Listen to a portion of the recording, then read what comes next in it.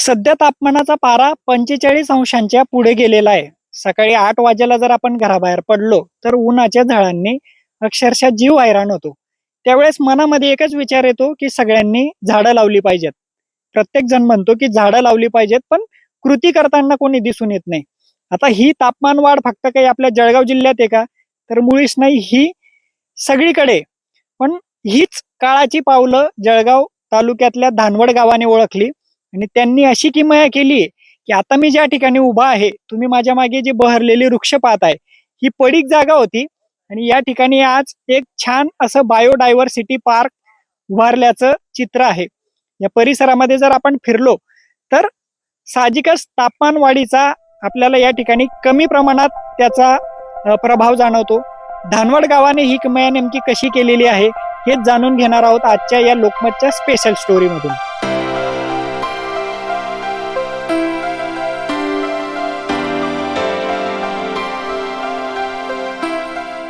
गाव करेल ते राव काय करेल अशी एक म्हण प्रचलित आहे. तुम्ही कधी जळगाव तालुक्यातील धानवड गावात आले तर तुम्हाला या म्हणीचा प्रत्यय येईल.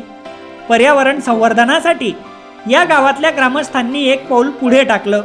प्रबळ इच्छाशक्ती आणि प्रामाणिक प्रयत्नांच्या जोरावर त्यांनी जिथं साधं गवतही उगत नव्हतं अशा माळ रानावर सुंदर अशी वनराई फुलवली आहे.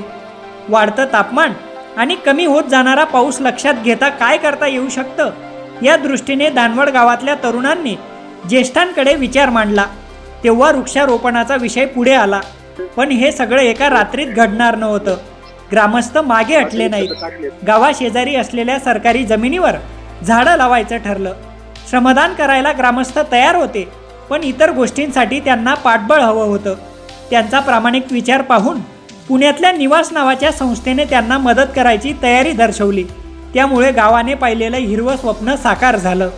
आम्ही एक निवास संस्था पुणे यांच्यासोबत संपर्क केला आणि त्या संस्थेने आम्हाला सकारात्मक प्रतिसाद देऊन आमचा जो उत्साह होता, हा उत्साह पाहून संस्थेने सांगितलं की यस, आपण हे वृक्षारोपण करूया आणि मोठ्या प्रमाणावर याचं संवर्धनही करूया.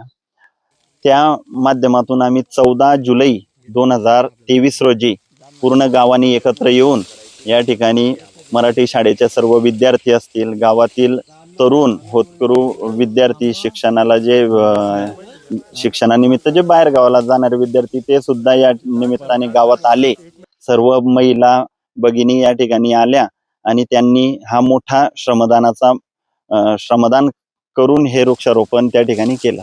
जुन्या काळात म्हण होती की आजोबांनी जर झाड लावलं तर नातू त्याचे फळं खात होते, परंतु या ठिकाणी आजची परिस्थिती अशी, सांगायला आनंद होतोय आम्हाला की आम्ही लावलेल्या वृक्षांचेच फळं आम्हाला खायला मिळत आहेत. 1.5-2 वर्षाचे झाडं झालेले आहेत, परंतु त्यांना फळं यायला लागलेले आहेत.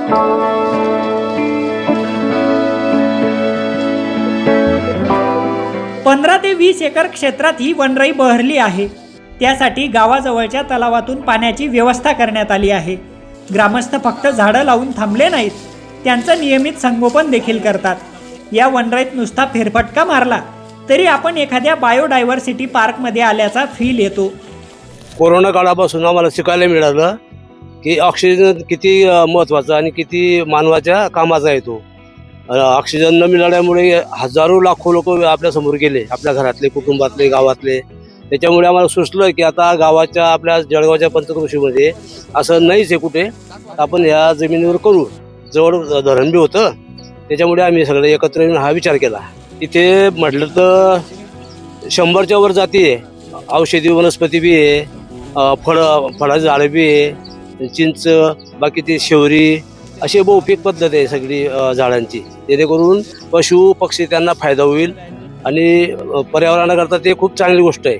निवास संस्थाच्या माध्यमातून ही त्यांच्या हातभार लागल्यामुळे आम्ही ग्रामस्थांनी हा मोठा प्रकल्प हाती घेऊन यशस्वीरित्या पार पाडला आहे. हे जे जागा दिसते तुम्हाला 15 ते 18 एकरचं क्षेत्र आहे, हे माझा जन्म नसेल इतक्या दिवसापासून पडीक पडलेलं क्षेत्र होतं. हे इथं अक्षरशः गुरंढोरं खातील असा सुद्धा गवत उगत नव्हतं.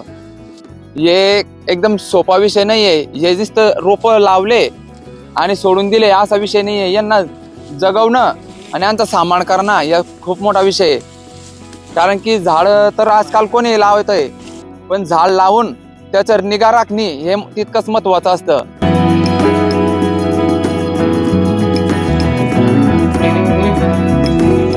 तापमानवाढीचं संकट आपल्या दारापर्यंत येऊन ठेपलं आहे. त्याला वेळीच रोखायचं असेल तर झाडं लावण्याशिवाय दुसरा पर्याय नाही. त्यासाठी सरकारच्या भरवशावर राहून चालणार नाही, हेच दानवडकरांनी दाखवून दिलंय. तुम्हाला ही स्टोरी कशी वाटली ते कमेंट बॉक्समध्ये नक्की सांगा. प्रशांत भदाने, लोकमत.com, जळगाव.